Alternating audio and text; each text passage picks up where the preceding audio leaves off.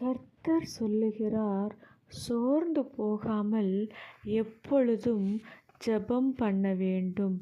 ஆம் பிரியமானவர்களே, இன்று நாம் நம்முடைய தேவைகளை குறித்து விண்ணப்பத்திலே தேவனிடம் கேட்கிறோம் என்று வைத்து கொள்ளுங்கள். அது உடனே நமக்கு கிடைத்து விடுவதில்லை. சில நாட்கள் ஆகிறது.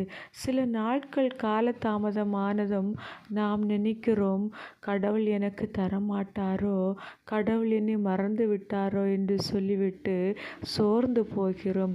ஆனால் கர்த்தர் சொல்லுகிறார், சோர்ந்து போகாமல் ஜெபம் பண்ணுங்கள் என்று. ஆம் பாருங்கள், அந்த கெத்செமனே தோட்டத்தில் இயேசுவுக்கு தெரியும், தன்னை காட்டி கொடுக்க போகிறார்கள், எனக்கு இத்தனை பாடு மரணங்கள் உண்டு என்று.